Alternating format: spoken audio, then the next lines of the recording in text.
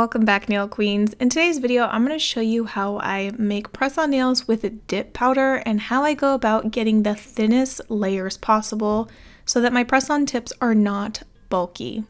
So I'm going to get started. I have SB45 Red Velvet Crinkles from Sparkle & Co. and I have my full coverage tips here on my nail tip stands. I will have all the products linked below. But the key to making this possible is thin dip liquids. If you work with thicker viscosity liquids, you may experiencing your tips are going to turn out thicker and bulkier. So I find the key to thinner tips is thinner liquids. So if you are working with thicker liquids, you definitely want to be mindful of the amount of liquid that you have on your brush. So it can be done with thicker dip liquids, but definitely make sure that when you're taking the brush out of the bottle, you're wiping one side of the brush on the inside of the bottle to remove the excess liquid. So I put my brush at the center of the tip and then I work my way down.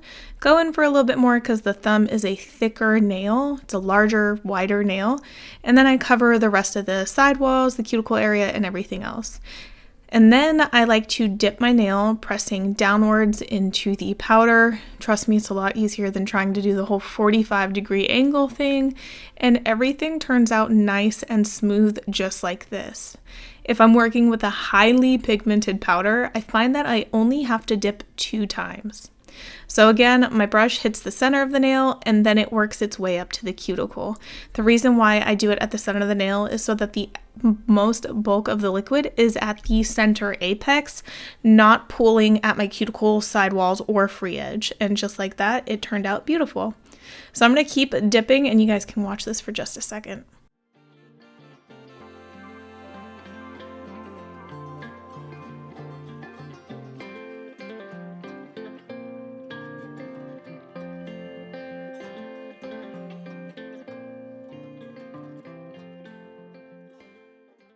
So I'm going to dust everything off, and I actually prefer a stiffer dusting brush. Definitely make sure that your dip powder is completely dry though before you use a stiff dusting brush.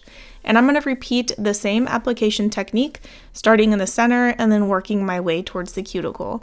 This will help even if you don't use press-on tips. This technique helps you make sure that on your own natural nails, or if you're using free edge kind of tips, those types of extensions, that your application is beautiful, your apex is at the center of your nail, and your sidewalls and your cuticle area does not get flooded with dip liquids. So I use this technique literally when I'm dipping my own natural nails too.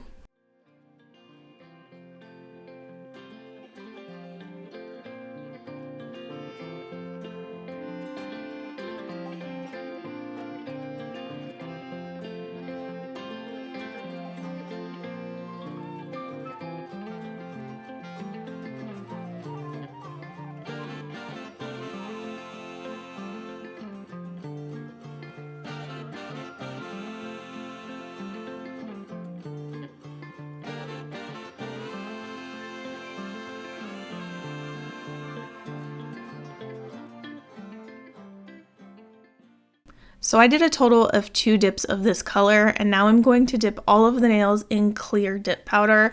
I definitely recommend encapsulating. I do understand that it adds more bulk to the nail. However, it is clear, so colorless, hard to see.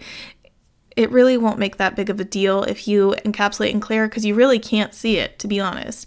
It just helps ensure that everything is protected so that when you file, ship, and buff, all that beautiful shimmer and glitter and pigment you got on your nail is not going to be affected, because then you'll have to redo everything you just did. So I always recommend encapsulating in clear. Now that everything has been dipped in clear and dried and dusted off, I do activate my nails and then give it a few minutes for it to harden.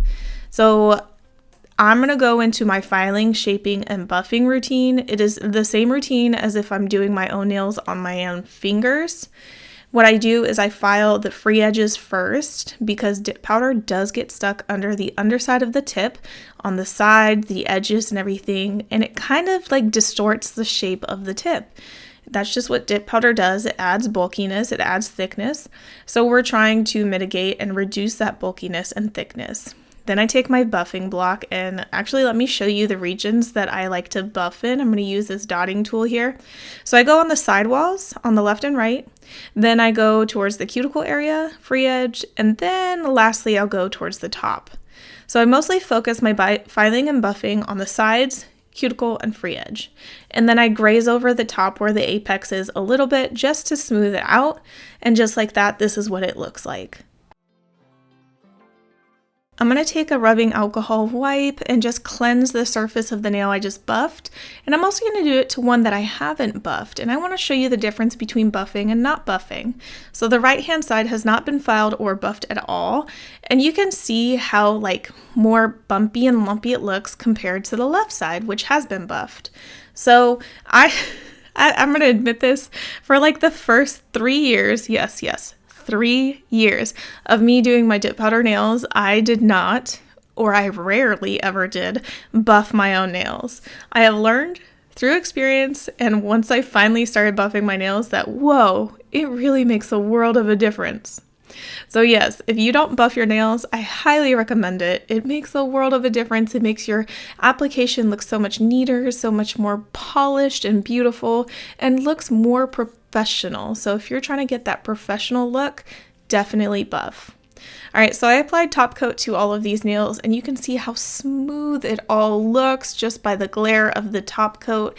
Everything looks nice and beautiful and seamless, and this is with 3 total dips of dip powder on here, 2 layers of color and 1 layer of clear dip powder.